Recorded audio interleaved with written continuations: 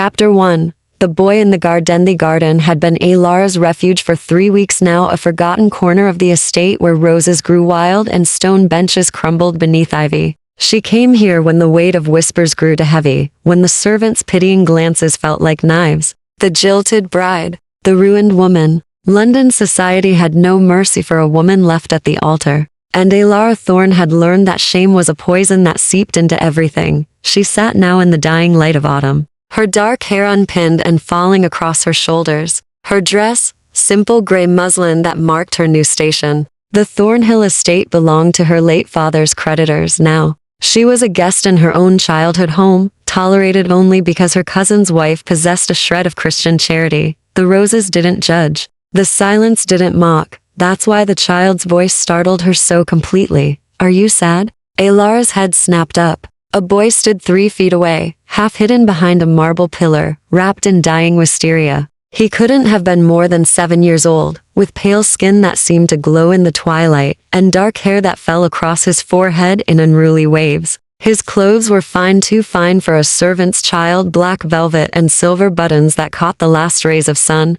but it was his eyes that made her breath catch. They were gray, the color of storm clouds, and ancient in a way no child's eyes should be. Alara pressed a hand to her chest, steadying herself. "You frightened me. I'm sorry." He stepped forward, movements oddly formal, as if he'd been taught courtly manners from birth. "I didn't mean to. You looked lonely." "I'm not." She stopped. What was the point of lying to a child? Perhaps a little. He tilted his head, studying her with an intensity that made her skin prickle. "My father says loneliness is a slow death, worse than the quick kind." Alara blinked. What sort of child spoke of death so casually? "That's a rather grim thing for someone to tell you." "My father is often grim." The boy moved closer, curiosity bright in those unsettling eyes. "But he's never wrong." She should have been frightened. Every instinct whispered that something was off about this encounter, the way shadows clung to the boy despite the fading light, the way the birds had gone silent when he appeared, the unnatural stillness of his small frame. But Alara was too tired for fear. Grief and humiliation had worn her defenses to nothing. "Where's your father now?" she asked gently. "Does he know you've wandered off?" The boy's expression flickered, something vulnerable and achingly young breaking through the strange formality. "He's always busy. He has responsibilities. A whole house depends on him." House. The capital letter was clear in his voice, as if it meant something more than mere residence. "I see." Alara folded her hands in her lap. "And your mother?" "I don't have one." The words were matter of fact, but pain lurked beneath them. "She died when I was born. At least, that's what they tell me. I don't remember her." Alara's heart clenched. Whatever strangeness surrounded this child, that pain was real and raw. "I'm sorry. That must be very difficult." The boy moved closer still, until he stood directly before her, looking up with those two old eyes. "Do you have children?" "No." "Do you want them?" The question struck deeper than it should have. Alara thought of the future she'd planned, the home she'd imagined with Thomas, the children she'd dreamed of bearing. All of it, ash now, scattered by his betrayal. "I thought I did once," she said quietly. "But that life isn't mine anymore." The boy reached out slowly, as if afraid she might disappear, and placed his small hand on her knee. His palm was cold, even through the fabric of her dress, cold enough to make her shiver.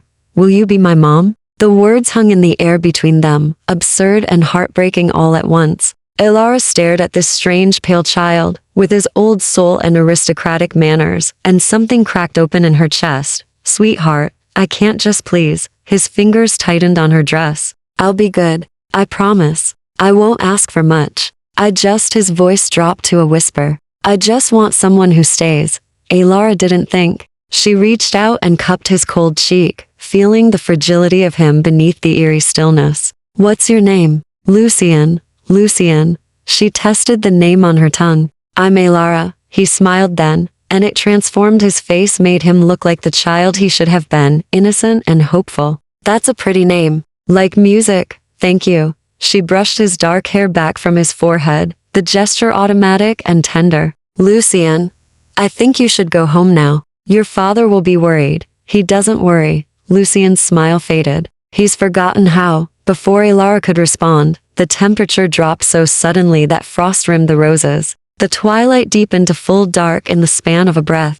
and every instinct in her body screamed danger. A man stood at the garden's entrance. He was tall, impossibly tall, dressed in black that seemed to drink the shadows. His face was beautiful in the way carved marble was beautiful, perfect, cold, utterly inhuman. Dark hair fell to his shoulders. His eyes were the same storm gray as Lucien's, but colder, harder, ancient beyond measure, and they were fixed on Alara with an intensity that made her blood freeze. Lucien, his voice was soft, cultured, edged with something that might have been fury or might have been fear. Come here, now. The boy flinched, but didn't move from Alara's side. Father, I now. Alara's hand was still on Lucien's cheek. She felt him tremble, and in that moment, staring at the man who commanded darkness itself, Alara made a choice that would damn or save her. She didn't let go. Chapter 2. The vampire lord. The man moved without seeming to move at all. One moment he stood at the garden's entrance, the next he loomed before her, close enough that Alara could see the inhuman stillness of his chest, no rise and fall of breath, no flutter of pulse at his throat.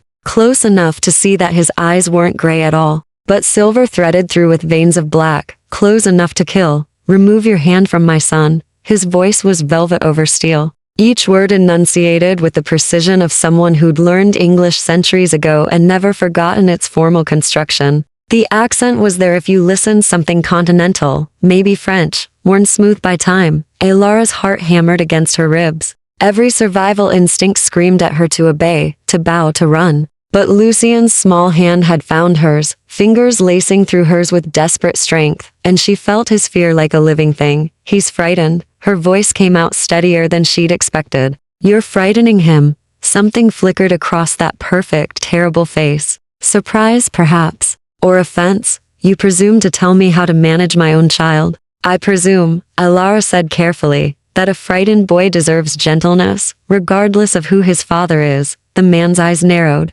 He studied her with the focused intensity of a predator, assessing prey, cataloging weaknesses, measuring threat levels, deciding whether she was worth the effort of killing or merely dismissing. You don't know what you're interfering with. Mortal, mortal. The word landed like a stone in still water, ripples of meaning spreading outward. Alara's mind raced, connecting fragments, Lucien's cold skin, the unnatural darkness, the way birds fled and shadows gathered. The capital H house, the ancient eyes in a child's face, impossible. Vampires were gothic fiction, penny dreadfuls, superstition, but the man before her didn't breathe. Father, please. Lucien's voice was small. She was kind to me. She didn't know silence. The command cracked like a whip. Lucien flinched, and Alara felt rage kindle in her chest, rage that burned through fear like sunlight through fog. Don't speak to him like that. The words were out before she could stop them. Foolish, suicidal. But Alara had spent 3 weeks drowning in powerlessness, in shame, in the casual cruelty of people who should have protected her. Something in her had broken, or perhaps mended wrong, and she found she had no more tolerance for bullies, mortal or otherwise. The vampire lord went utterly still. When he spoke again, his voice was soft as silk and twice as dangerous. What is your name? Alara Thorne. Miss Thorne, he pronounced it with mocking formality. You are either remarkably brave or catastrophically foolish. I haven't decided which.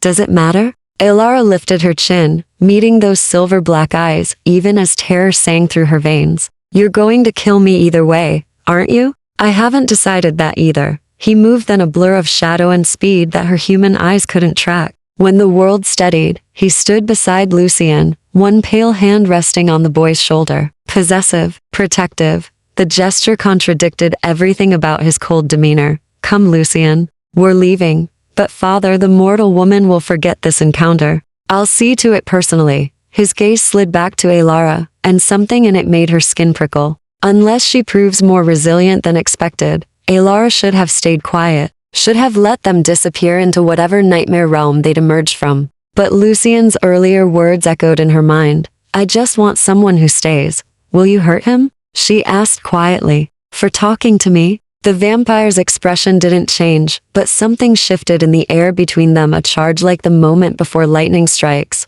What concern is that of yours? He's a child. He is the heir to House Valancourt, one of the last of his bloodline. His education requires discipline. Discipline or cruelty? Elara stood, her legs trembling, but holding. There's a difference, even in your world. For the first time, genuine emotion crossed the vampire's face. His lips curved into something that might have been a smile if it had contained any warmth at all. My world, he repeated softly. How little you understand, Miss Thorne. But how admirably you pretend otherwise. He touched Lucien's face then, a gesture so brief and tender it might have been imagined. When he looked at his son, something ancient and grieving moved in those terrible eyes. Go to the carriage, he told the boy. I'll follow shortly. Father, you won't, I give you my word. The mortal lives. For now, Lucien hesitated, then threw his arms around Elara's waist in a sudden, fierce embrace. Thank you, he whispered against her dress, for being kind. Then he was gone, moving with the same unnatural speed as his father, and Elara stood alone in the garden with a creature that shouldn't exist. The vampire circled her slowly, evaluating. You live here? For now. Until my cousin tires of housing a ruined relation. Ruined, he tasted the word. Who ruined you, Miss Thorne? That's none of your concern. Everything in this territory is my concern. I am Lord of House Valancourt. These lands have been mine for 3 centuries. He stopped in front of her, close enough that she could see the faint tracery of veins beneath his marble skin, black veins, like cracks in porcelain. Which means you are mine, by ancient right and blood compact, whether you know it or not. Elara's hands curled into fists. I belong to no one. Brave words from a woman whose own kind has already discarded her. His head tilted. But there's truth in them. Interesting. He reached out, and Elara forced herself not to flinch as cold fingers lifted her chin, angling her face toward what little moonlight penetrated the garden's gloom. His touch was gentle, incongruously so. I should erase this encounter from your mind, he murmured. It would be kinder, safer for everyone involved.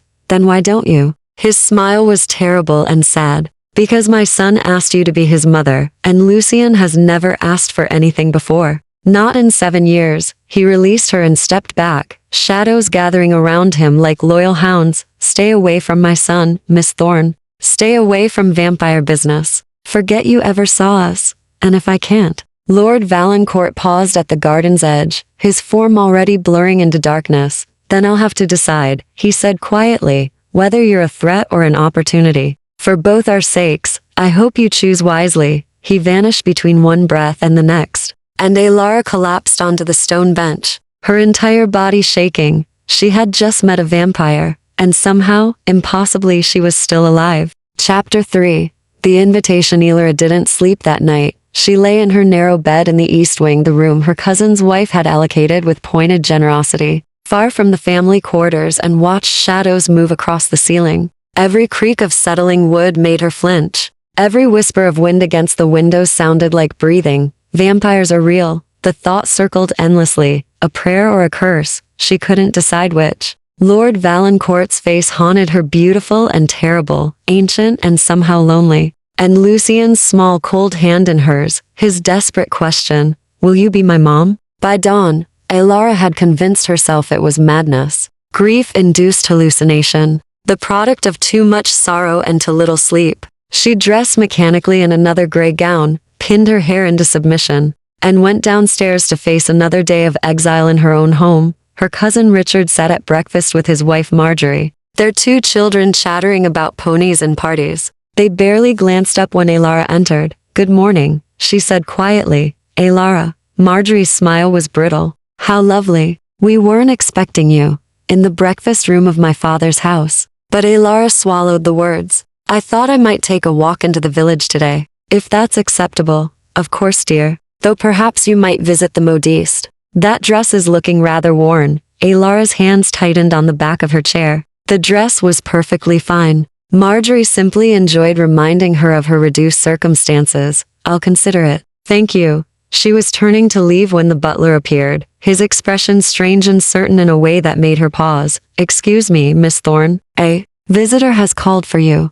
The breakfast room went silent. Richard lowered his newspaper. Marjorie's eyes widened. A visitor? Richard's voice was sharp. For Elara? Who would? He didn't provide a name, sir. Only said that Miss Thorne would know who he was. The butler's throat worked nervously. He's waiting in the front drawing room. I didn't feel I could turn him away. Elara's heart stopped. She knew with absolute certainty who waited beyond that door. How peculiar, Marjorie said, exchanging glances with her husband. Alara, you can't possibly have encouraged. I'll see him. Alara's voice came from somewhere distant. Alone? Absolutely not, Richard began, but something in Alara's expression stopped him. Perhaps it was the first time in 3 weeks she'd shown any spirit at all. She didn't wait for permission. She walked to the drawing room with her spine straight and her hands steady. Even as panic sang through her blood, Lord Valancourt stood by the window. Morning, sunlight streaming around him. Sunlight, he turned as she entered. And Alara saw immediately that something was different. He wore a heavy cloak despite the mild autumn weather, with the hood thrown back to reveal his impossibly perfect face. But his skin, that marble-pale skin, bore a faint flush now, as if blood moved beneath it. His eyes were hidden behind dark spectacles that caught the light strangely. Miss Thorne, he inclined his head with old-world formality. Thank you for seeing me. Alara closed the door firmly behind her. How are you standing in sunlight? A ghost of a smile touched his lips. Curious as well as brave. I like that. He gestured to the spectacles. These are spelled glass. Very old, very expensive. They allow me limited tolerance for daylight. A necessary inconvenience for conducting business in the mortal world. Business? Alara crossed her arms. Is that what I am? You are. A complication. He moved away from the window, and Alara noticed he avoided the direct streams of sunlight, keeping to the shadows. One I had hoped to resolve with a simple compulsion. Unfortunately, you appear to be resistant. Resistant to what? Mind manipulation. I attempted to erase last night's encounter from your memory. 3 times, in fact, before I left the garden. His head tilted, studying her. Each attempt failed. Your mind is unusually fortified. Alara thought of the wall she'd built around her heart after Thomas's betrayal. The way she'd learned to lock away pain and humiliation until she could barely feel anything at all. Perhaps that same fortress protected her thoughts. So you came here too. What? Try again? No, the word was quiet, almost thoughtful. I came to issue an invitation. An invitation? My son hasn't stopped talking about you. He's asked for you 13 times since we returned home. Demanded actually, which is entirely unlike him. Lord Valancourt removed his spectacles, revealing those silver-black eyes. In the morning light, they looked less inhuman, merely unusual, beautiful in a way that made her breath catch.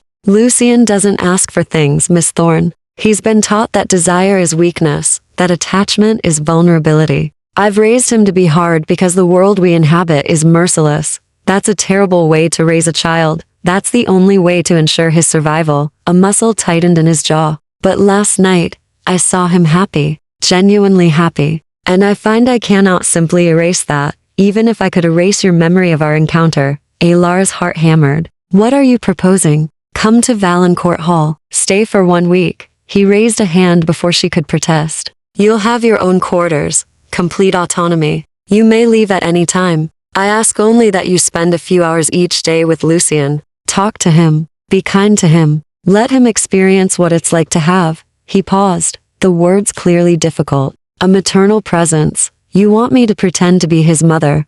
I want you to be his friend. Perhaps over time, something more. I'm aware it's an unusual request. Unusual? Alara laughed, the sound sharp and brittle. You're asking me to live in a house full of vampires. House Valancourt consists of myself, Lucien, and 3 retainers. All of us abide by strict feeding laws we take only from willing donors, never to the point of harm. No human has died by our hand in over a century. His gaze held hers. I give you my word, Miss Thorne. You will be safe under my protection. Why? Alara demanded. Why would you do this? Why would you risk exposing your world to a human stranger? Lord Valancourt was silent for a long moment. When he spoke, his voice was barely above a whisper. Because my son has been alone for 7 years, surrounded by immortals who've forgotten how to be gentle. Because he looked at you and saw something I'd thought lost to our kind forever, hope. He met her eyes, and she saw centuries of grief in their depths. And because you defended him from me, even knowing what I was.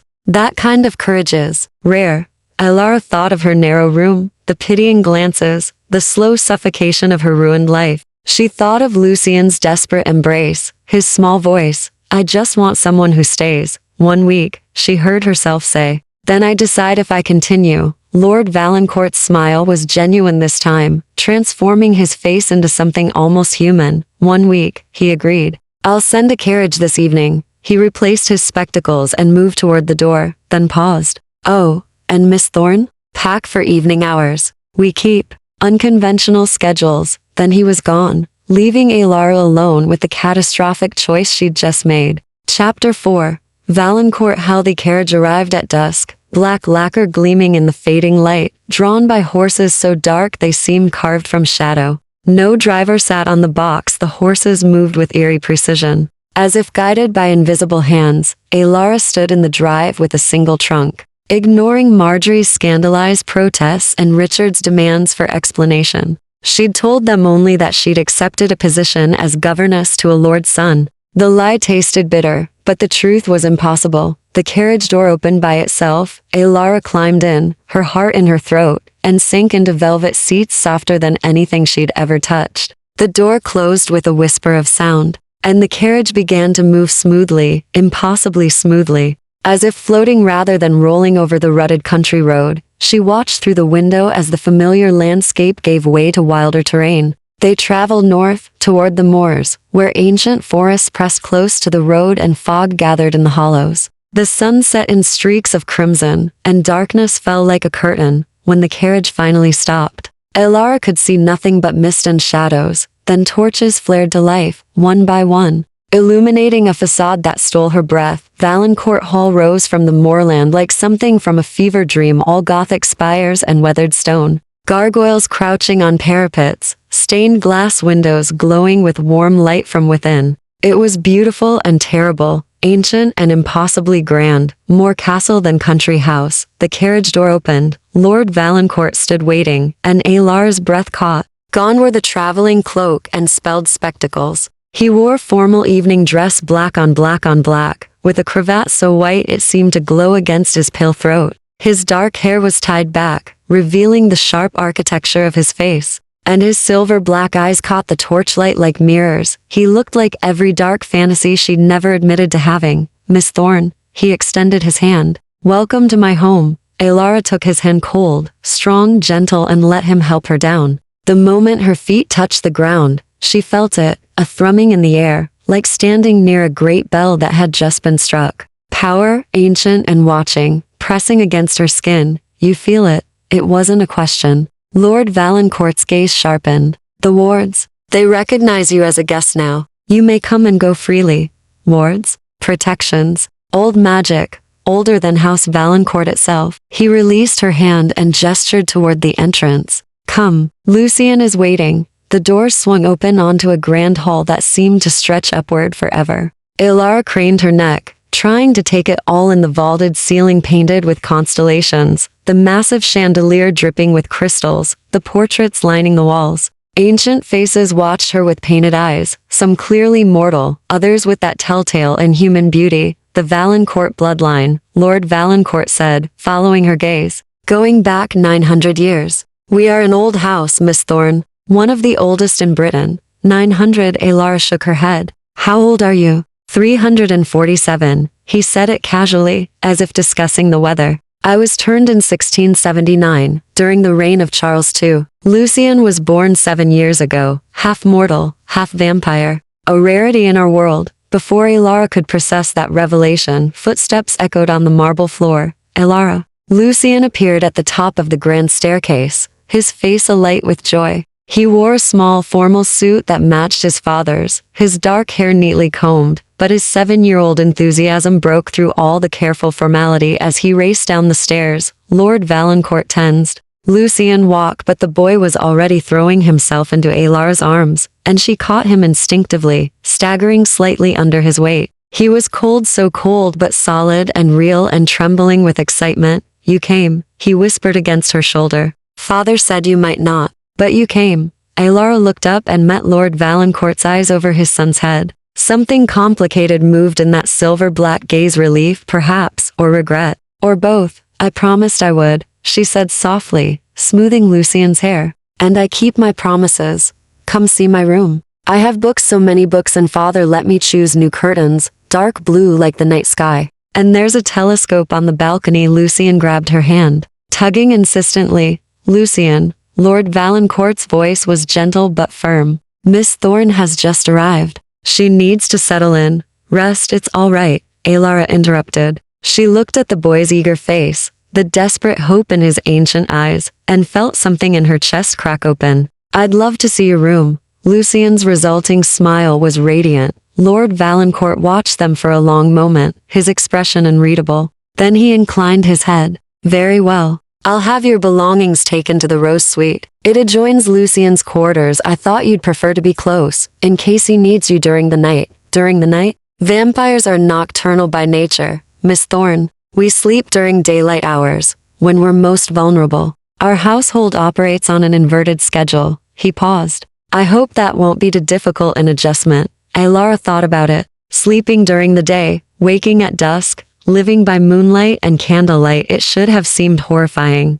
Instead, it felt like permission to leave her old life behind entirely, to step into a world where the rules she'd been raised to follow no longer applied. "I'll manage," she said. Something flickered in Lord Valancourt's eyes. Approval, perhaps. "I believe you will. Now go."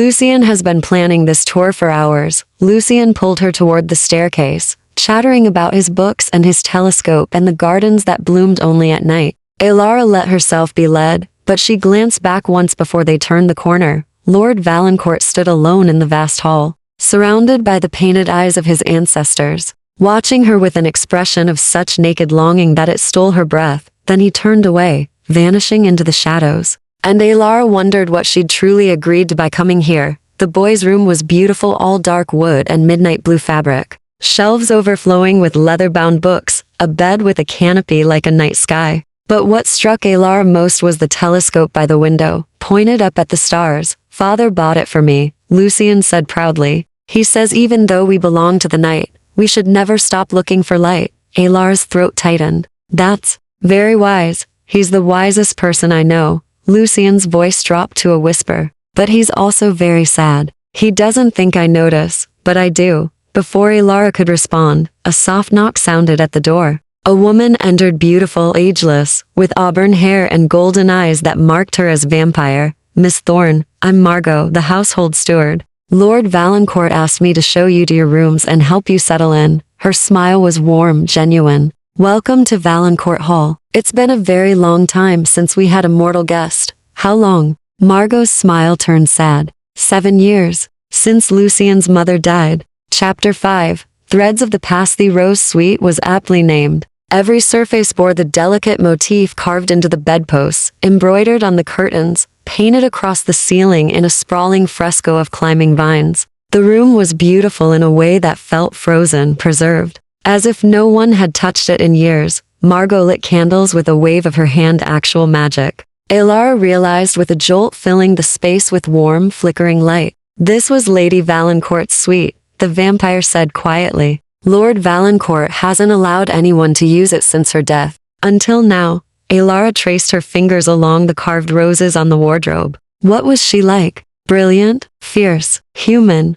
Margot's golden eyes grew distant. "She was a scholar, obsessed with vampire history and magic. She came to Valancourt Hall seeking knowledge for her research, and she left with Lord Valancourt's heart." A sad smile. "He turned her when she was dying in childbirth. It was forbidden. Our laws are strict about creating new vampires, but he couldn't let her go. But she died anyway." The turning failed. "It happens sometimes, especially when the mortal is already dying." Her body rejected the transformation. Margot began unpacking Alara's meager belongings with careful hands. Lord Valancourt held her while she burned from the inside. It took 3 days. She was conscious until the end. Alara's chest tightened. "That's horrible.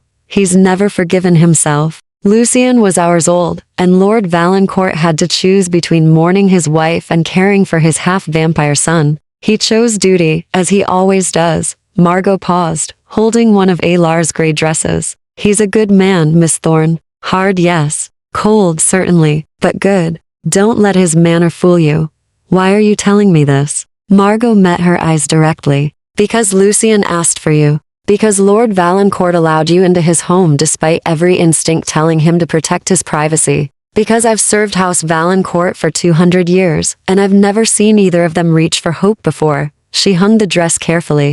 I'm telling you because I think you might stay. And if you do, you should understand what you're walking into." Before Alara could respond, raised voices echoed from somewhere below Lord Valancourt's cultured tones and someone else. Male angry. Margot's expression shuddered. "You should rest, Miss Thorne. Dawn comes in a few hours." "What's happening?" "House business. Nothing for you to concern yourself with." But worry flickered in those golden eyes. Alara waited until Margot left, then crept to her door and eased it open. The voices were clearer now, drifting up from the floor below. "Absolutely mad, Adrian. A human? Here? You know the Covenant." "I know the Covenant better than you, Sebastian." Lord Valancourt's voice was ice. "I helped write it." "Then you know what House Erebus will say when they learn you're harboring a mortal. They'll call it a violation. They'll use it as an excuse." "House Erebus has been looking for an excuse to move against us for 50 years. If it's not this, it will be something else." A pause.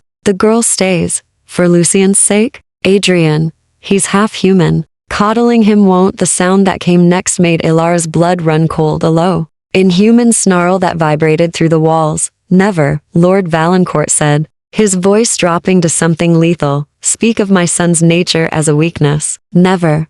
Silence. Then, "Forgive me. That was out of line. Sebastian, I value your counsel. You've been my second for a century. But this decision is made." Lord Valancourt's tone softened slightly. "Lucien is happy. For the first time since his mother died, he's happy. That's worth any risk. Even war with House Erebus." "Even that." Footsteps approached, and Alara quickly shut her door, heart pounding. She pressed her back against the wood, trying to process what she'd heard. House Erebus. The Covenant. War. She'd known, abstractly, that entering the vampire world carried risks. But hearing it spoken aloud, hearing that her presence might trigger conflict between immortal houses, made it terrifyingly real. A soft knock made her jump. "Miss Thorne," Lord Valancourt's voice, quiet through the door. "I know you're listening. May I come in?" Alara's hands shook as she opened the door. He stood in the hallway, still in his formal evening wear, but his expression was weary in a way that made him look almost human.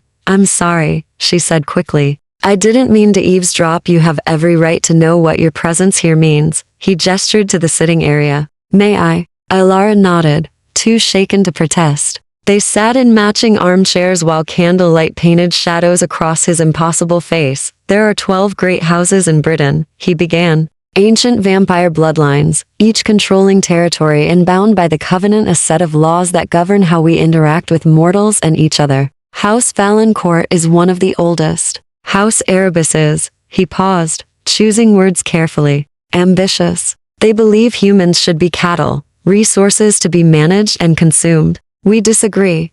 And they see my presence here as what? A provocation? They see it as evidence that I'm growing soft, sentimental, weak." His silver black eyes met hers. "They're not entirely wrong. Then send me away. I won't be the reason." No, the word was absolute. "Do you know what Lucien did this morning?" He laughed. Genuine, childish laughter, because he was excited about showing you his telescope. "I haven't heard that sound in 7 years, Miss Thorne. I'll face House Erebus 1,000 times over before I silence it again." Alara's throat tightened. "You're risking everything for your son's happiness." "I'm risking everything," he corrected softly, "because for 7 years I've raised him in ice and shadows, teaching him to be hard because I was too broken to teach him anything else. You showed him gentleness in a single evening. You reminded us both that there's more to existence than survival." He leaned forward, close enough that Alara could see the fine lines around his eyes, the only sign of the man he'd been before immortality claimed him. "I'm not asking you to fight our battles, Miss Thorne. I'm asking you to be exactly what you were in that garden, kind, fierce, unwilling to look away from a child's pain. That's all. The rest I'll handle. The rest might be war. Then it will be war." His smile was grim. "I've survived worse." Alara thought of Lucien's desperate embrace, his whispered thank you. She thought of Lord Valancourt's ancient grief and the way he'd looked at her in the grand hall, hungry for something he'd thought lost forever. She thought of her own hollow existence, the slow death of living as someone else's charity case. "1 week," she said firmly. "Then we'll see." Lord Valancourt's expression softened into something dangerously close to hope. 1 week, he agreed. "Thank you, Miss Thorne." He rose to leave, then paused at the door. "Adrian," he said quietly, My name is Adrian. If you're going to live in my house, face potential war alongside us, you should know what to call me." Then he was gone. And Alara sat alone in a dead woman's room, wondering if she'd just agreed to salvation or damnation. Outside the window, night bloomed eternal. Chapter 6. The rules of night. Alara woke to darkness and the disorienting sensation of not knowing what time it was. Heavy curtains blocked every hint of light, and for a moment panic fluttered in her chest. Was it evening or merely afternoon? Had she slept through her first day entirely? A soft glow appeared near the door. Margot entered, carrying a candelabra, her auburn hair loose around her shoulders, wearing a simple burgundy gown that seemed to shimmer in the candlelight. "Good evening, Miss Thorne. It's just past sunset. I thought you might like help adjusting to our schedule." She set the candelabra on the vanity and drew back the curtains, revealing a twilight sky streaked with purple and gold. Most mortals find the transition difficult at first. Alara sat up, pushing hair from her face. "How do you manage it? The reverse schedule, I mean. I've been vampire for 2 centuries. I don't remember what sunlight feels like anymore." Margot's smile was tinged with something that might have been loss. "But you'll adapt. Humans are remarkably resilient." She helped Alara dress in one of the few decent gowns she'd brought, a deep green silk that had been her mother's, saved from the creditors only because Alara had been wearing it the day they came. Margot's nimble fingers worked through her hair, pinning it up in a style far more elegant than Alara could have managed alone. "Lord Valancourt has requested you join him for dinner." "Well," Margot amended, "his version of dinner. He doesn't eat, of course, but he thought you might appreciate a proper meal before spending time with Lucien." "He doesn't eat at all?" "None of us do. We can consume small amounts of human food if necessary for appearances, during negotiations with mortals, but it provides no sustenance. Only blood keeps us alive." Margot met her eyes in the mirror. "Does that frighten you?" "It should," Alara admitted. "But somehow, no, should I be worried that it doesn't?" Margot's laugh was warm and genuine. "I think it means you're adjusting remarkably well to our world. Miss Thorne, come. Lord Valancourt doesn't like to be kept waiting." Though he'd never say so aloud, the dining room was smaller than Alara expected. Intimate rather than grand, with a table that could seat 12, but was set for one. Adrian stood by the fireplace, still dressed formally, his dark hair catching the firelight like polished obsidian. He turned as she entered, and something flickered in his expression. Appreciation, quickly masked. "Miss Thorne, I hope you slept well. Please, call me Alara. Miss Thorne makes me feel like a governess, but you are a governess, or near enough." His lips quirked. "Very well, Alara, and you've already been given leave to use my given name. Shall we dispense with formality entirely? I'd prefer it." He gestured to the single place setting. "I had cook prepare something traditional. I'm afraid I'm rather out of touch with modern mortal cuisine, so I asked for what I remembered from my human years. I hope it's not too antiquated." Alara sat, and servants appeared, vampires, she realized, noting their fluid grace and inhuman beauty, bearing dishes that smelled divine. Roasted pheasant, winter vegetables glazed with honey, fresh bread still steaming from the oven. It was a feast, the kind of meal she hadn't seen since before her father's death. Adrian settled into the chair across from her, a wine glass in his hand, filled with something too dark and thick to be wine. "Blood," she realized with a jolt. He saw her notice, and raised the glass slightly, from a willing donor in the village.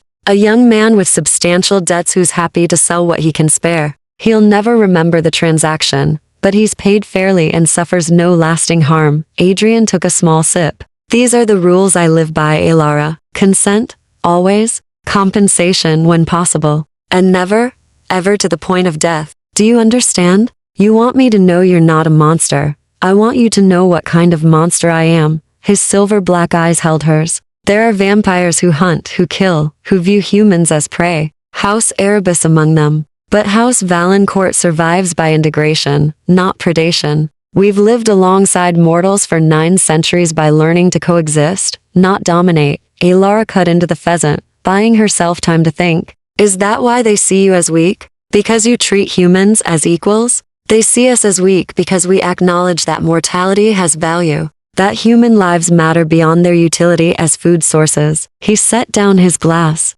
"Tell me, Alara, why did you really come here? You must have known the danger." The question caught her off guard. She'd expected many things, but not that direct honesty. Because I was drowning, she said quietly. In my cousin's house, in the ruins of my old life. Because when Lucien asked me to stay, he saw me not the ruined woman, not the jilted bride. Just me. No one has looked at me like that in months. The man who left you. Adrian's voice was soft, dangerous. Tell me his name.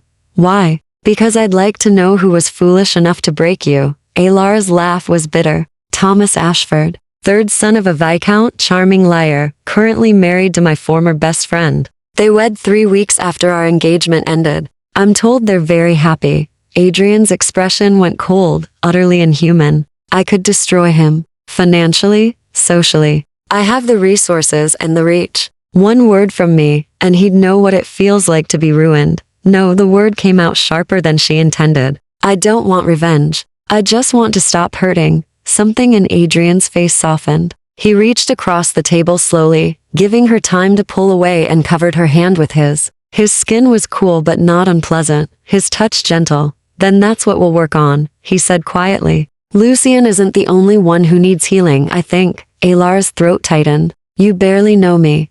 I know you stood between me and my son when you thought I might hurt him. I know you kept your promise, even though every instinct must have screamed to run. His thumb traced small circles on the back of her hand. I know you're stronger than you believe yourself to be. The moment stretched between them, charged with something Alar couldn't name. Then Adrian withdrew his hand and stood. Finish your meal. Lucien has been pacing outside the door for the past 10 minutes, trying to be patient. I thought I'd spare you both the suspense. He moved to the door and opened it. Sure enough, Lucien stood in the hallway, trying and failing to look casual. Father, I wasn't. You were pacing. I could hear you. But Adrian's tone was warm, almost amused. Come, Alara has agreed to spend the evening with you. I believe you had plans? Lucien's face lit up. The night gardens. I want to show her the night gardens. He rushed to Alara's side, grabbing her hand. Adrian watched them with an expression of such profound tenderness that Alara's heart ached. Don't keep her out too late, he said. Even humans accustomed to night need rest. I won't, father. I promise. As Lucien pulled her toward the gardens, Alara glanced back. Adrian stood silhouetted in the doorway, ancient and alone, and she wondered if he'd been lonely for 300 years, or if loneliness was simply the natural state of immortality. Chapter 7. Blood and moonlight. Night gardens were impossible. Alara stood at their edge, breathless, staring at flowers that bloomed only in darkness. Moonflowers unfurled pale petals the size of dinner plates. Night-blooming jasmine filled the air with intoxicating sweetness. Silver-leafed plants she had no name for glowed with soft bioluminescence, creating paths of light through the cultivated wilderness. Father planted them for Mother, Lucien said quietly, his small hand still clutching hers. She loved gardens, but she was already vampire by then. She couldn't see them in daylight anymore. So he made her a garden that lived when she did. Alar's chest tightened. Every corner of this house held Adrian's grief, preserved like insects in amber. It's beautiful, she whispered. Come on. There's a fountain in the center, and sometimes you can see the stars reflected in it. Lucien tugged her forward, his enthusiasm returning. Father says the stars are the same ones his mother saw, and her mother before her, going back forever. Isn't that amazing? They walked deeper into the gardens, following the luminescent paths. Lucien chattered about constellations and mythology, his ancient eyes bright with childish wonder. Alara listened, offering comments and questions, marveling at how easily she'd fallen into this strange new rhythm. The fountain appeared like something from a fairy tale, marble carved with roses and thorns, water cascading in silver streams. The pool at its base was perfectly still, reflecting the night sky with mirror clarity. Lucien was right. She could see stars scattered across the water's surface like diamonds. Lucien, Alara sat on the fountain's edge. Can I ask you something? Anything. Why did you ask me to be your mother? You'd only just met me. The boy's expression grew serious, older than his 7 years. He sat beside her, swinging his legs that didn't quite reach the ground. Do you know what it's like to be half of two things, but not really either? His voice was small. I'm not human enough for the mortal world, but I'm not vampire enough for Father's world either. The other houses, they look at me like I'm a mistake. Something wrong. Oh, Lucien, Father tries to hide it, but I hear things. I hear them say I'm weak because I can still eat food. Because I can walk in daylight with the right protections. Because my heart still beats. He placed Alara's hand over his chest. And she felt it, a slow, steady pulse, not quite human but not absent either. House Erebus, especially. They say I'm an abomination. Rage, hot and fierce, flooded through Alara. You're not an abomination. You're a child. I'm a hybrid. The only one in Britain.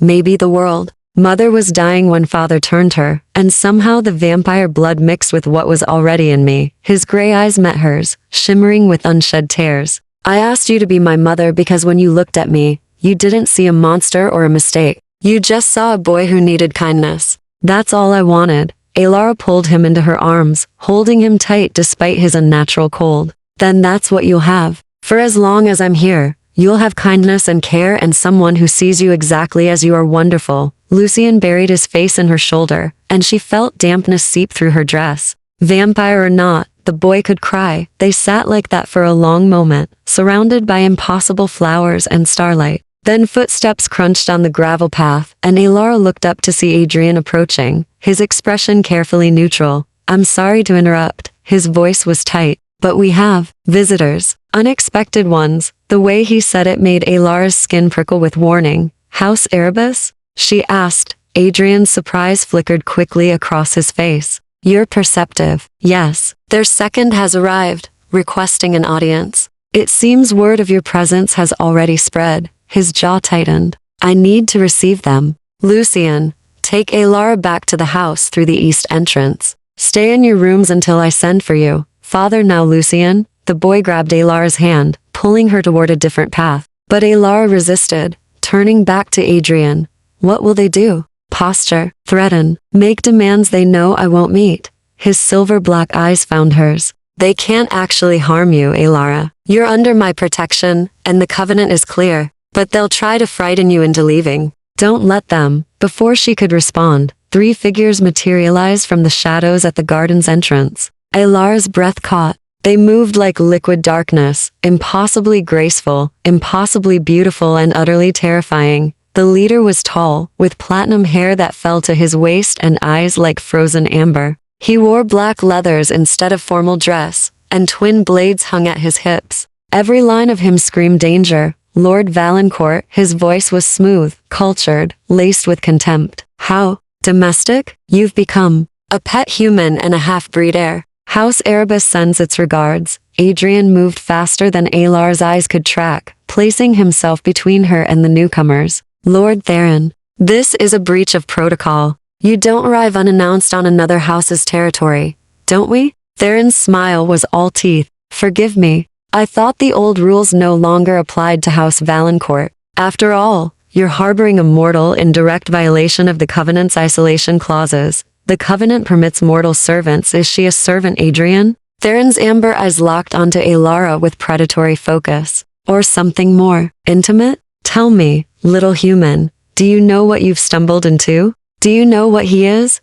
What he's done? I know he's kept his word to me, Alara said, her voice steadier than she felt. Which is more than I can say for most men, mortal or otherwise. Theron laughed, the sound sharp and cruel. Oh, she has spirit. How delightful. Tell me, Adrian, have you explained to your pet what happens when House Erebus formally challenges another house's sovereignty? Have you told her about the blood trials? Adrian's hands clenched at his sides. There will be no trial. Alara is here by invitation, protected by hospitality laws older than the Covenant itself. You have no grounds, we have grounds. Theron stepped forward, and the temperature dropped 10 degrees. A half-breed heir is bad enough, but a human living among us, learning our ways, witnessing our customs, that's a security risk. Lord Cassius has declared it so. Cassius doesn't rule Britain, not yet. Theron's smile widened. But the old houses are tired, Adrian. Tired of your mercy. Tired of your mortal sympathies.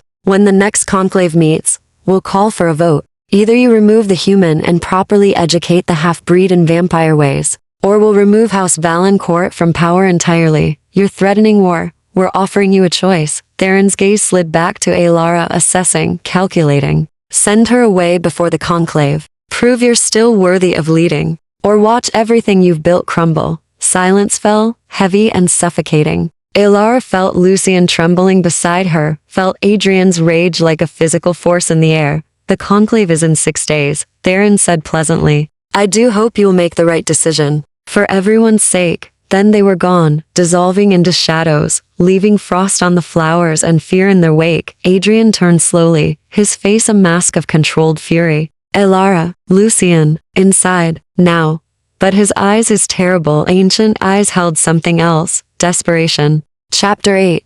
The War Council. Adrian's study was all dark wood and leather, walls lined with books so old their spines had faded to illegibility. Maps covered a massive oak table, not of countries but of territories marked with symbols Alara didn't recognize. Vampire houses, she realized, each one staking claim to sections of Britain like feudal lords. Sebastian stood by the fireplace, the vampire she'd heard arguing with Adrian the night before. He was broad-shouldered and sandy-haired, with the bearing of a military man. His gray eyes flicked to Alara with barely concealed disapproval. I told you this would happen, he said flatly. Yes, Sebastian. Thank you for that invaluable observation. Adrian moved to a cabinet and poured amber liquid into a crystal glass whiskey. Alara realized, though she doubted he could taste it. Margot.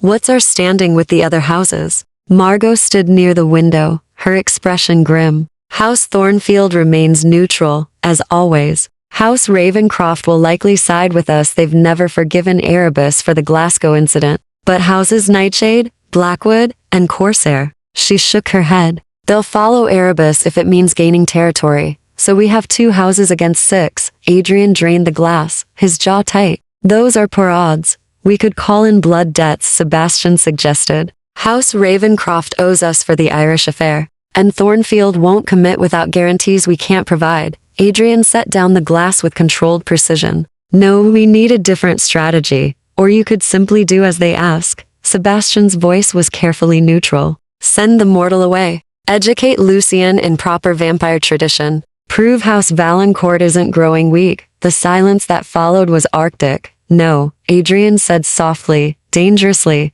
My lord, be reasonable. I said no. Adrian's eyes flashed silver. Lucian is 7 years old. He's a child, Sebastian, not a political pawn. And Alara. He stopped, something vulnerable flickering across his face before his control reasserted itself. She's under my protection. I won't break that oath, even if it costs you your house. Even then, Alara had been standing silently by the door, clutching Lucian's hand. The boy had been sent to his rooms, but she'd heard him creep out and follow her. Now she felt him trembling, heard his quiet, broken whisper. This is my fault. Every head in the room turned toward them. Lucian, Adrian began. But Alara cut him off. No, it's not your fault. She knelt before the boy, cupping his cold face in her hands. Listen to me. You asked for kindness, for connection, for someone to see you as more than a political problem. That's not wrong, Lucian. That's human. The most human thing in this whole immortal world. But father might lose everything because of me. Your father, Alara said firmly, is fighting for you because you're worth fighting for.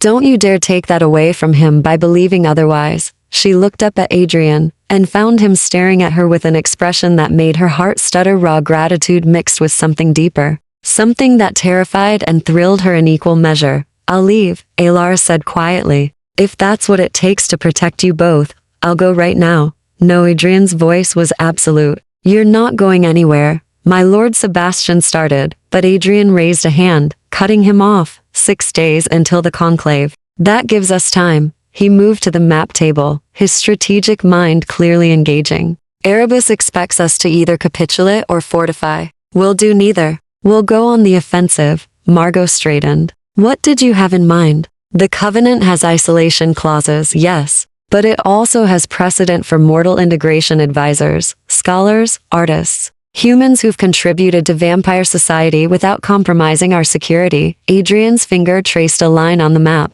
In 1743, House Ravencroft employed a human architect to design their stronghold. In 1802, House Thornfield hired a mortal composer for their centennial celebration. Both were accepted by the conclave because they provided value. You want to present Alara as a, what, consultant? Sebastian's skepticism was palpable. I want to present her as exactly what she is, someone who reminds us of the humanity we've lost over centuries of isolation. Adrian's Eyes found Alaris, someone who can teach Lucian balance, who can help House Valancourt bridge the gap between mortal and immortal worlds in ways that benefit both. That's a thin argument, Margot said carefully. It's the truth. Adrian's voice softened. For 7 years, I've watched my son grow harder, colder, more isolated. In 3 days, Alara has given him more genuine joy than I've managed in all that time. That has to count for something. It won't count for anything if Erebus calls for a blood trial, Sebastian warned. The words hung in the air, heavy with meaning. Alara didn't understand.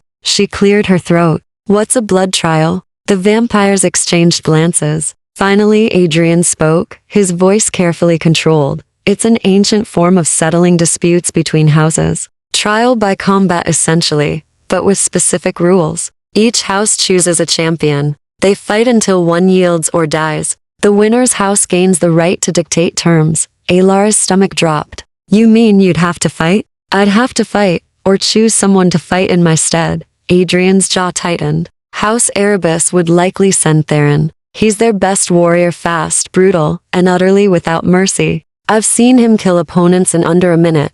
Could you beat him? Possibly. I'm older, which gives me certain advantages. But age isn't everything in combat. And if I fell, he didn't finish the sentence. He didn't need to.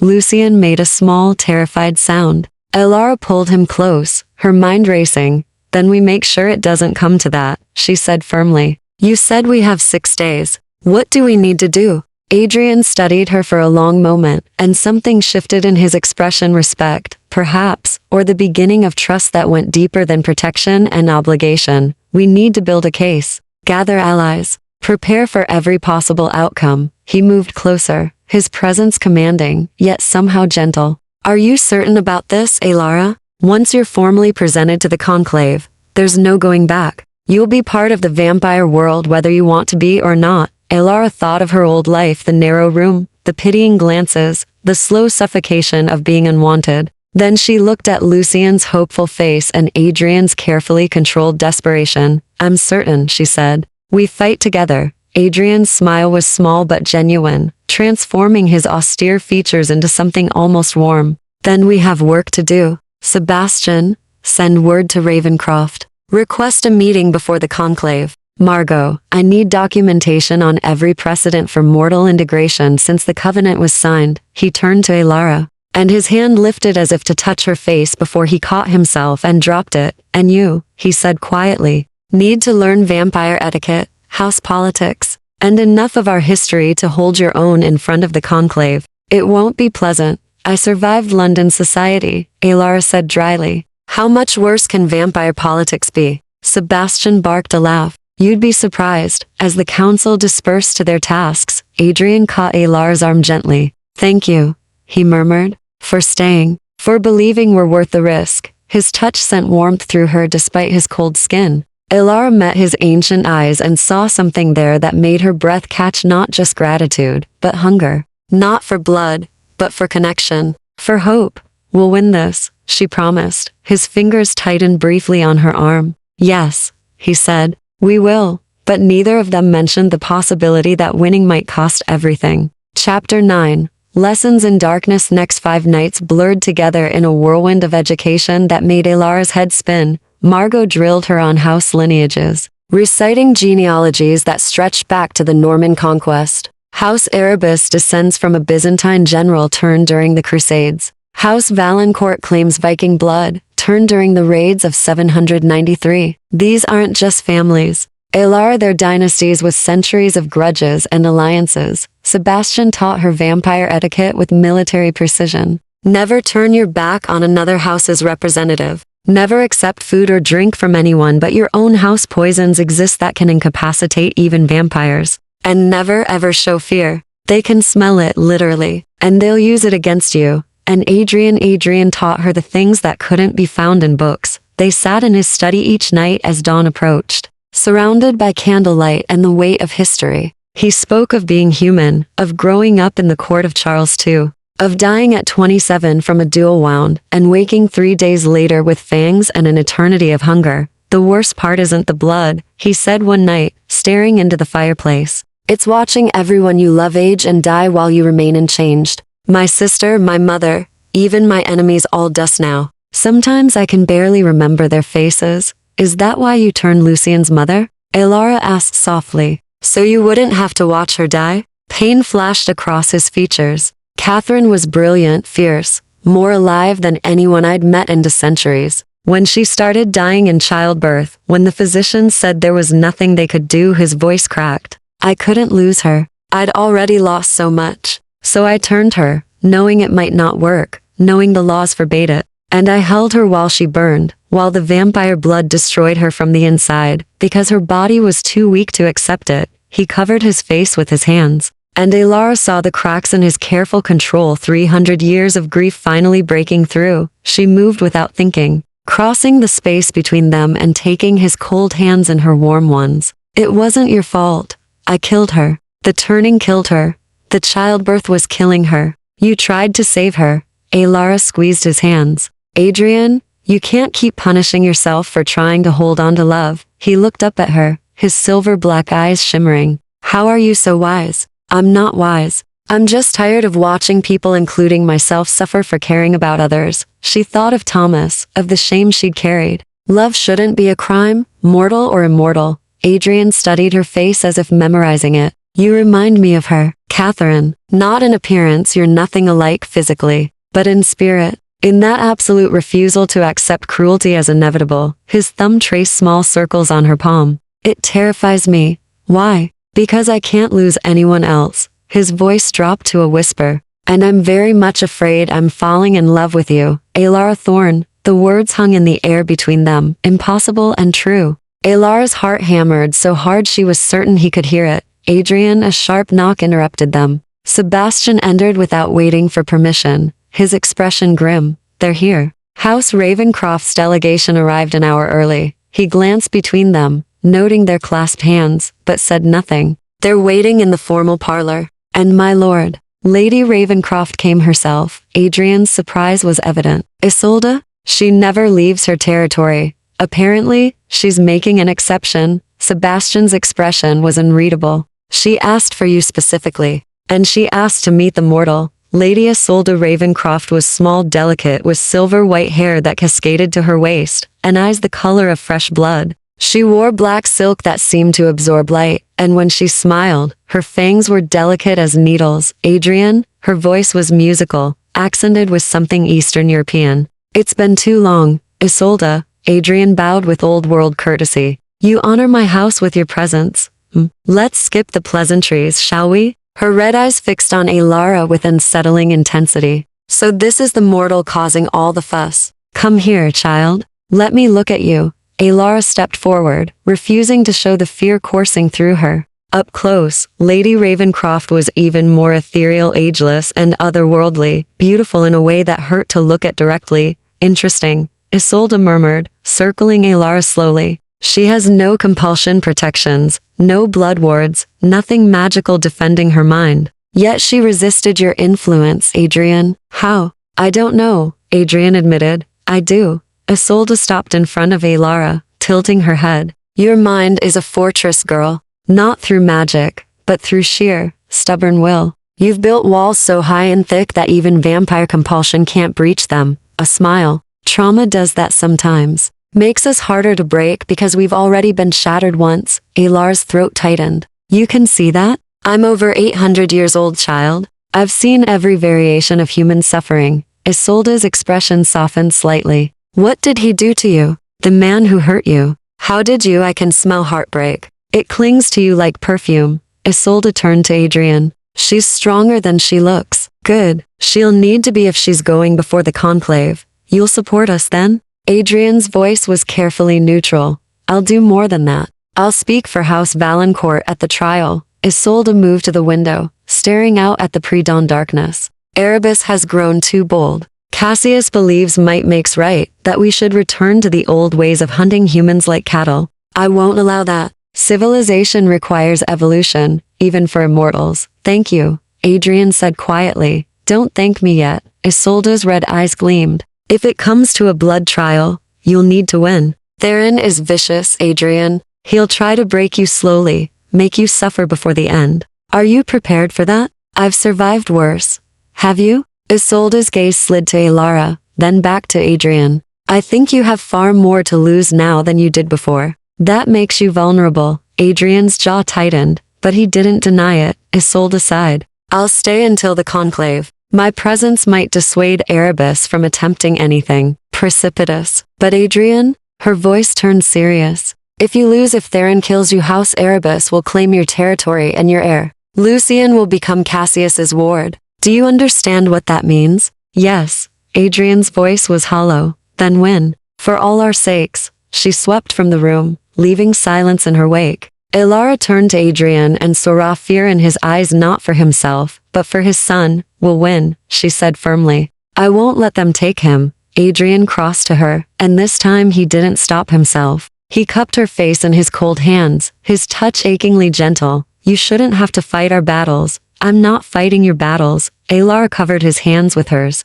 I'm fighting for my family. The word hung between them, family, acknowledging what they were becoming to each other. What they might already be. Adrian leaned forward slowly, giving her time to pull away. When she didn't, his lips brushed hers, cold and careful and devastating. The kiss lasted only a moment before he pulled back, his eyes searching her face. I meant what I said earlier, he whispered. I'm falling in love with you. I know, Alara breathed. I'm falling too. Outside, the first hint of dawn touched the horizon, and somewhere in the darkness, House Erebus was preparing for war. Chapter 10.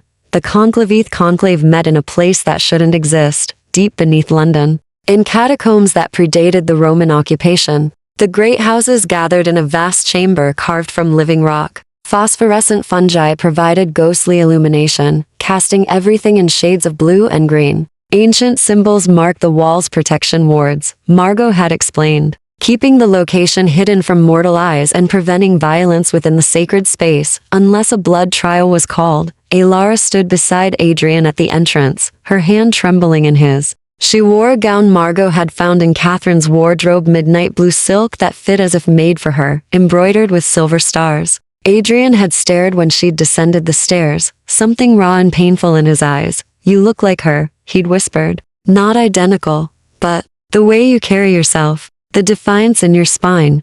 Now, facing the assembled vampire lords, Alara drew on every ounce of that defiance. 12 thrones ringed the chamber, one for each great house. Most were occupied by creatures of impossible beauty and terrible age. Their eyes tracked Alara's movement like predators watching prey. At the highest throne sat Lord Cassius Erebus. He was massive, easily 6.5 feet tall, with shoulders like a gladiator and a face carved from marble. His hair was black as pitch, his eyes golden and reptilian. When he smiled, his fangs were longer than any vampire she'd seen, yellowed with age. Lord Valancourt, his voice boomed through the chamber. You've brought your pet. How quaint. Adrian's hand tightened on Alara's, but his voice remained level. I've brought a guest under my protection, as is my right under hospitality law. Alara Thorne is here to address the conclave's concerns about her presence in my house. Is she now? Cassius leaned forward, his golden eyes gleaming. Tell me, mortal, do you know what we are? What we're capable of? Alara forced herself to meet his gaze. I know you're ancient, powerful, and bound by laws older than most nations. I know you survive by remaining hidden from the mortal world. And I know you see me as a threat to that secrecy. A ripple of surprise moved through the chamber. Cassius's smile widened. She has spirit. I'll grant you that, Adrian. But spirit doesn't change the law. The Covenant's isolation clauses exist for a reason, to protect our kind from mortal discovery and persecution. With respect, Lord Cassius, the isolation clauses allow for exceptions. Lady Isolde's voice rang out clear and cold. She sat on the Ravencroft throne, a small figure radiating authority. Mortals have served vampire houses for centuries as advisors, artisans, scholars. The precedent is well established. For temporary consultations, another voice interjected. Lord Thornfield, elderly even by vampire standards, with a long white beard and eyes milky with cataracts that somehow still saw everything.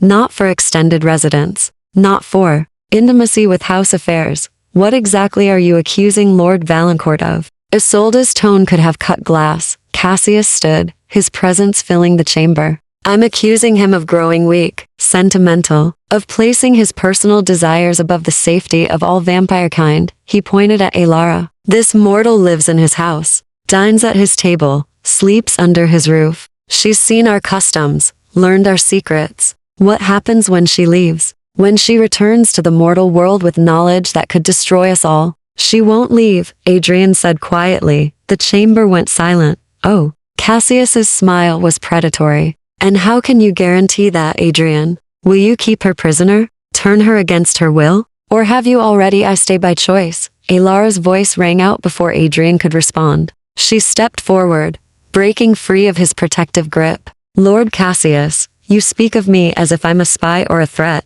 but I'm neither. I'm a woman who found kindness in an unexpected place, who chose to offer that same kindness to a lonely child. That's all. That's everything, Cassius corrected. You're human, girl, mortal. Your loyalty, your discretion, your very lifespan all temporary, all unreliable. We can't build safety on something so fragile. Then what do you build it on? Elara challenged. Fear? Isolation? Treating humans as enemies rather than potential allies? She looked around the chamber at the assembled lords. You hide in shadows, taking blood from unwilling victims, or erasing memories to maintain your secrecy. But Lord Valancourt has shown me another way: consent, compensation, coexistence. If that's weakness, then perhaps weakness is what this world needs more of. The chamber erupted. Some vampires hissed in outrage. Others murmured thoughtfully. Cassius's face darkened with fury. Enough. His roar silenced everyone. The mortal presumes to lecture us on our own survival. This is precisely why she cannot be tolerated. He turned to Adrian, his expression triumphant. Lord Valancourt, I formally challenge House Valancourt's right to harbor this mortal. I call for a blood trial. Elara's stomach dropped. Adrian's face went carefully blank. On what grounds? Isolde demanded. On the grounds that Lord Valancourt has allowed personal attachment to compromise his judgment and endanger our kind. Cassius's golden eyes blazed.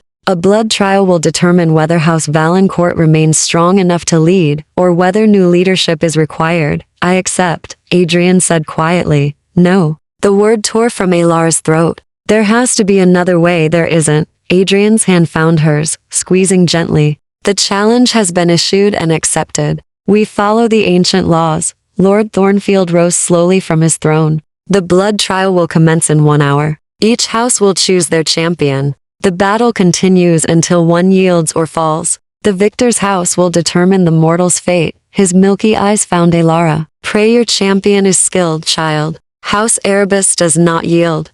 The preparation room was cold stone and iron. Adrian paced like a caged wolf while Sebastian checked. Weapons, ancient blades forged with silver and, blessed by forgotten gods. Heal. Go for your legs first, Sebastian said grimly. Theron always does. He'll try to cripple you, then take his time with the kill. I know his tactics. Knowing and surviving are different things. Sebastian's voice dropped. Adrian, if I fall, you take Lucien and run. Get him to Isolde. She'll protect him. And the mortal? Adrian's eyes found Elara where she stood frozen by the door. Elara comes with you? She's under Ravencroft protection as of tonight. I've already secured Isolde's word. I'm not leaving you, Elara said fiercely. You don't have a choice. Adrian crossed to her, cupping her face with desperate tenderness. If I lose, Erebus will claim you as spoils. Cassius will kill you, Elara, slowly and cruelly, just to prove a point.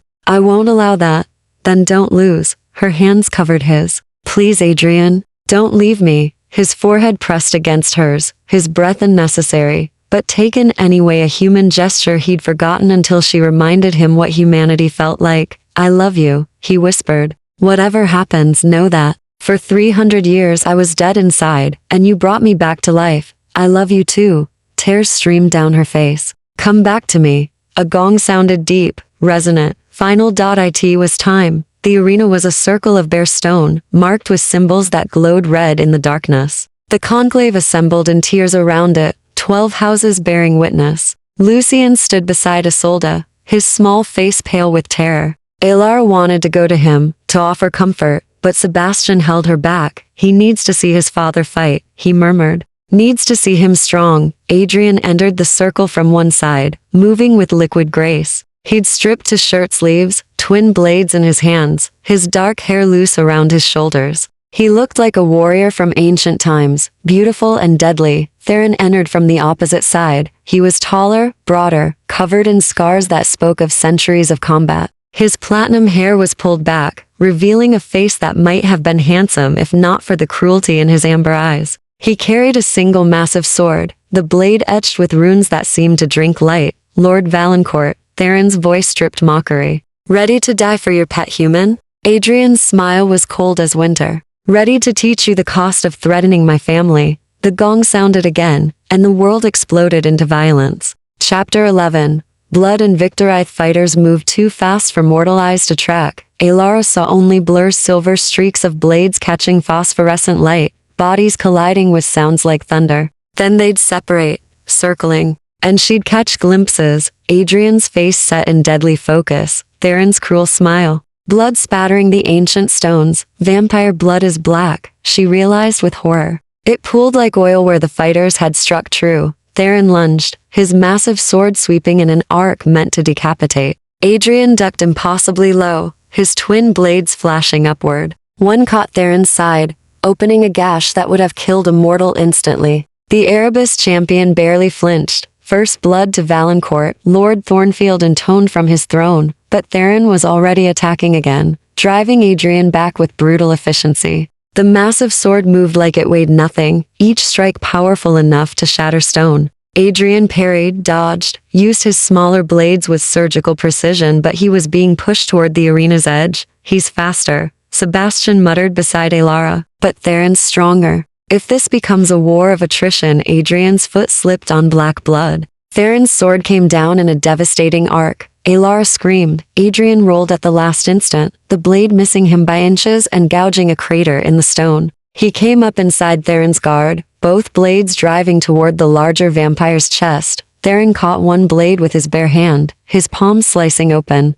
With inhuman strength, he twisted, and Adrian's blade shattered. The sound echoed through the chamber like breaking glass. One weapon down, Cassius called out, his voice gleeful. How long can you last now, Adrian? Adrian didn't answer. He spun away, putting distance between himself and Theron, reassessing. His own black blood dripped from a wound on his shoulder. His breathing was ragged, more from memory than need. Theron stalked forward, confident now. You're old, Valancourt, past your prime. You should have accepted Erebus's terms. Now you'll die, and we'll take everything, your house, your heir, your precious mortal. He lunged again, and this time Adrian was ready. He used Theron's momentum against him, sidestepping and driving his remaining blade into the back of Theron's knee. The Erebus champion roared, dropping to one leg. Adrian moved like lightning, his blade at Theron's throat. Yield, he commanded. Theron's laugh was wet, ugly. Never. He surged upward despite the wounded leg, his sword sweeping in a wild arc.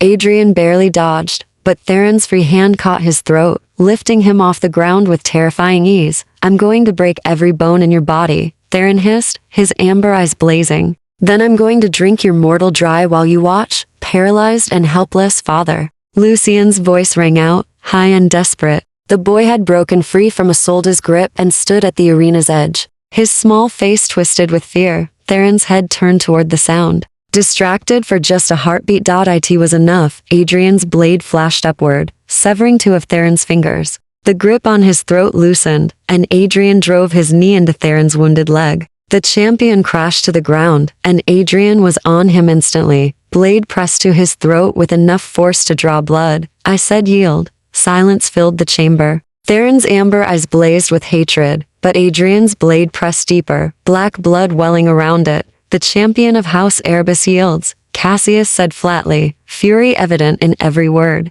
Lord Valancourt has won the trial. Adrian held Theron there a moment longer, making sure every vampire in the chamber understood. He could kill, but chose mercy. Then he released the fallen champion and stood, chest heaving, blood streaming from a dozen wounds. His silver black eyes found Alara across the arena. He'd won. They'd won. Alara broke free from Sebastian's grip and ran to him, propriety and vampire politics forgotten. Adrian caught her, and despite his wounds, despite the watching conclave, he pulled her close. You're hurt, she whispered, touching his torn shoulder with shaking hands. I'll heal. His voice was rough, exhausted. I always do.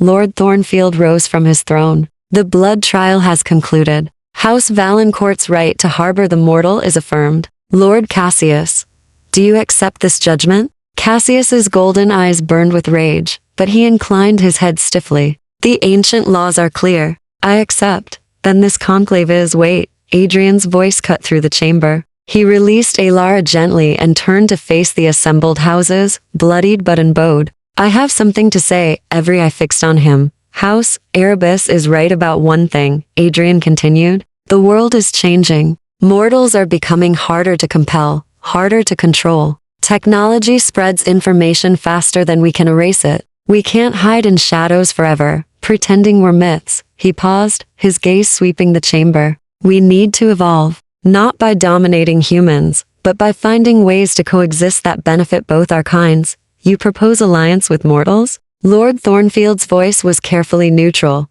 I propose we stop treating them as prey or problems, and start treating them as people, with agency, intelligence, and the right to choose their own fates. Adrian's hand found Alara's. This woman chose to enter our world. She chose to help my son, to fight for my house, to stand before this conclave despite knowing it could cost her life. That courage deserves respect, not persecution. Beautiful speech, Cassius said coldly, but it changes nothing. Mortals die. She'll grow old, Adrian, while you remain unchanged. In 50 years, she'll be dust, and you'll still be here, alone. Is that really the future you want? Adrian's grip on Alara's hand tightened. That, he said quietly, is her choice to make. Not mine, not yours, hers.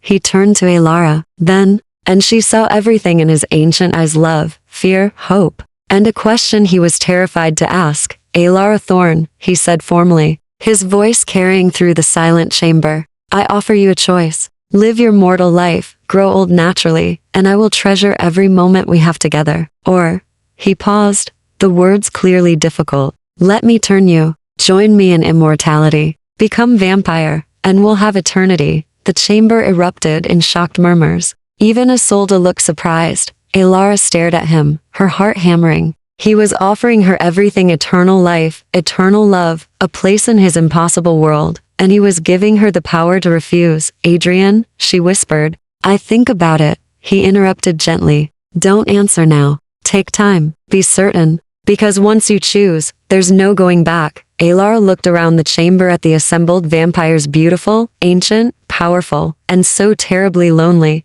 She thought of Lucien, who needed someone to teach him how to be both human and vampire. She thought of Adrian, who'd been dead inside for 300 years, until she'd reminded him how to feel. She thought of her old life, the narrow room, the shame, the suffocation, and she thought of the garden where a lonely boy had asked her to stay. I don't need time, she said clearly, her voice steady. But I do have terms. Adrian's eyes widened. Terms? If I choose immortality and I haven't decided yet, it won't be as your possession or your pet. It will be as your equal, your partner. She lifted her chin. I want a voice in House Valancourt's decisions. I want to help Lucien grow into the man he's meant to be, not just as a governess, but as family. And I want the freedom to leave if I choose, without compulsion or manipulation. A slow smile spread across Adrian's face, genuine, warm, transforming him. Done. All of it done.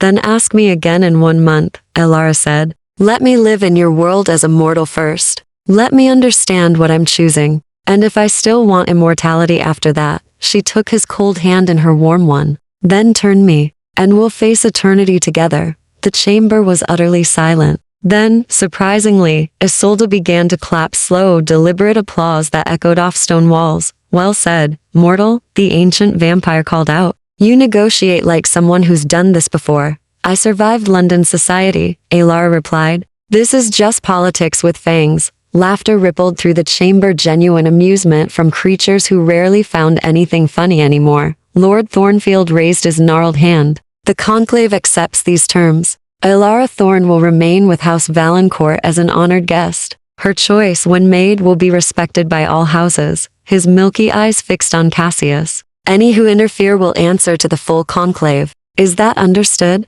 Cassius's jaw tightened, but he nodded curtly. Then we are finished. Thornfield sank back into his throne. May we not meet again under such circumstances. The vampires began to disperse, and Lucien finally broke free entirely, racing across the arena to throw himself into Adrian's arms. "Father, you won, you won." Adrian caught him, wincing at his wounds but smiling. "We won, Lucian. All of us." The boy turned to Alara, his gray eyes shining. "You're staying? Really? Staying? Really staying?" Alara confirmed, ruffling his dark hair. "Someone has to teach you proper manners." "I have proper manners. You pace outside doors when you're supposed to wait patiently. That's not father." "Tell her," but Adrian was laughing, the sound rusty and beautiful. And Lucian forgot his protest to stare in wonder at his father's joy. As they left the catacombs together, wounded warrior, determined, mortal, and hopeful child, Alara felt something shift in her chest.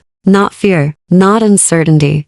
Home, she realized. This impossible, dangerous, beautiful world felt like home. Chapter 12. Dawn of Forveroni month. Laturth Rose Garden bloomed under moonlight, more vibrant than Alara remembered from that first night. Or perhaps she simply saw it differently now. With eyes that had learned to appreciate beauty in darkness, she sat on the fountain's edge, watching starlight dance across the water, her mind turning over the choice that had become both simpler and more complicated with each passing night. A month in the vampire world had taught her things no mortal should know. She'd learned that Adrian hummed old court songs when he thought no one was listening, that Margot collected pressed flowers from every century she'd lived through, that Sebastian had once been a cavalry officer who'd died charging into hopeless battle, and immortality hadn't dimmed his soldier's honor. She'd learned that Lucian laughed like his mother Catherine's portrait hung in Adrian's study now, no longer hidden, and that the boy had his father's strategic mind wrapped in a child's wonder. She'd taught him mathematics and literature, while he'd taught her vampire history and the politics of immortal houses. She'd learned that Adrian touched her like she was made of starlight and promises, careful, reverent, as if he still couldn't believe she'd chosen to stay. And she'd learned that she loved him, truly, completely, in a way that had nothing to do with immortality and everything to do with the man he was. Honorable, wounded, fierce in his protection of those he loved. "I wondered if I'd find you here." Adrian's voice was soft behind her. Alara smiled without turning, listening to his footsteps on the gravel path. He sat beside her, close enough that she could feel the cold radiating from his skin, a cold she'd grown to associate with safety. "I was thinking," she said. "Dangerous activity." His tone was light, but she heard the tension underneath. They both knew what tonight was. 1 month, the deadline she'd set. "I've made my decision." Adrian went very still, and Alara turned to face him, taking in his beautiful, ancient face in the moonlight. "I want to tell you a story first. About a woman who lost everything, her home, her reputation, her future, who thought she'd spend the rest of her life being someone's charity case, slowly suffocating in a world that had no place for her anymore." Alara, then she met a boy in a garden. Her voice softened. A strange, wonderful boy, who asked her to be his mother. And she met a man who terrified her and fascinated her in equal measure. A man who'd forgotten how to be soft until his son reminded him. A man who fought an entire conclave for the right to let her choose her own fate. Adrian's silver black eyes gleamed with unshed tears. Vampires could cry. She'd discovered, though they rarely did, that woman, Alara continued, found something in the darkness she'd never found in the light. She found family, purpose, love that didn't demand she be smaller or quieter or more convenient. She took his cold hand in her warm one. She found home. "Is that woman you?" Adrian's voice was barely a whisper. "Yes," Alara smiled. "And she's ready to stay. Forever, if you'll have her." The sound Adrian made was broken and relieved all at once. He pulled her into his arms, burying his face in her hair, his shoulders shaking. "Are you certain?" he asked against her temple. "Truly certain? Because once I turn you, there's no going back. You'll outlive every human you've ever known. You'll watch the world change while you remain frozen. You'll have to feed on blood, live in shadows." "I'll have you," Alara interrupted firmly. "I'll have Lucian. I'll have Margot and Sebastian and Isolde's occasional terrifying visits. I'll have purpose and family and a life that's mine, not one dictated by society's expectations." She pulled back to meet his eyes. "Adrian, I'm not afraid of immortality. I'm afraid of wasting the time I have left being afraid." Adrian cupped her face in his hands, his touch achingly gentle. "I love you. More than I thought possible after Catherine. You've given me back something I thought I'd lost forever, hope. Then let's build a future on it." Alara leaned into his touch. Turn me. Tonight, before I lose my courage. You've never lacked courage. But Adrian stood, pulling her with him. Come. We'll do this properly, with witnesses and wards. The turning is dangerous, you know this. Your body might reject the transformation like Catherine's did. I know. Alara had read every account of failed turnings in Adrian's library, had studied the odds with scientific precision. 50-50 chance of survival. Worse if the mortal was already injured or ill. But I trust you. And I'm healthy, strong. If anyone can survive this, I can. Adrian's smile was small but genuine. Spoken like someone who's already half vampire in stubbornness. They walked back to the hall hand in hand, and Alara felt the weight of her choice settle over her like a cloak. Fear flickered at the edges, but underneath it ran something stronger certainty. This was right. This was hers. The turning room was in the oldest part of Valancourt Hall, deep underground, where stone remembered the earth's first songs. Margot had prepared it with care, candles arranged in protective circles. Herbs that smelled of rosemary and something older scattered across the floor. Silver bowls filled with water blessed by moonlight. Lucien waited there, his small face solemn. Are you sure? He asked Alara. It's going to hurt. A lot, I'm sure. Alara knelt before him, taking his cold hands. And when I wake up, I'll still be here. Still yours, she paused, uncertain. Mother, Lucien finished softly. You'll still be my mother. That's what you are now. Even if you're mortal, the turning won't change that. Alara's throat tightened. She pulled him into a fierce embrace. I love you, sweetheart. So much. I love you too. His voice was muffled against her shoulder. Don't die. Please don't die like my first mother did. I won't. Alara hoped it was a promise she could keep. I'm too stubborn. Sebastian stood near the door, his expression unreadable. If something goes wrong, it won't, Adrian said firmly. He'd stripped to shirt sleeves, rolled up to reveal the pale skin of his forearms. Alara is strong, stronger than anyone I've ever met. She'll survive this. Isolde materialized from the shadows she'd insisted on witnessing, claiming she wanted to ensure proper protocol. Everything is ready. The wards are set. The room is sanctified. When you're prepared, Adrian turned to Alara, and she saw centuries of fear in his eyes. Last chance to change your mind. Not a chance. Alara lay down on the prepared altar, cold stone covered with soft blankets, surprisingly comfortable. I'm ready. Adrian knelt beside her, and in the candlelight, he looked like a prince from dark fairy tales, beautiful and terrible in hers. The turning requires 3 exchanges of blood, he explained. His voice, steady despite the emotion in his eyes. First, I'll drink from you until you're near death. Then you'll drink from me vampire blood, which will begin the transformation. Finally, when your heart stops, I'll give you my blood again to complete the turning. He paused. It will hurt, Alara, like burning from the inside. Some people go mad from the pain. Then hold my hand. Alara's voice was calm. And don't let go until it's over. Adrian's fingers laced through hers. Never. He leaned down, his lips brushing the pulse point at her throat. Alara felt his breath unnecessary but taken anyway, cool against her skin. I love you, he whispered. In this life and the next. I love you too. Alara closed her eyes. Do it. The first bite was sharp, shocking. Then pleasure flooded through her, warm and languorous, making her understand why vampire victims rarely fought. It felt like falling into deep water, like sinking into silk. Her heartbeat slowed. The room grew distant. Then Adrian's wrist pressed to her lips, and she tasted copper and darkness and something ancient. The vampire blood burned down her throat like liquid fire. Her back arched. Pain exploded through every nerve. Adrian's hand tightened on hers. I'm here. I'm here. Hold on.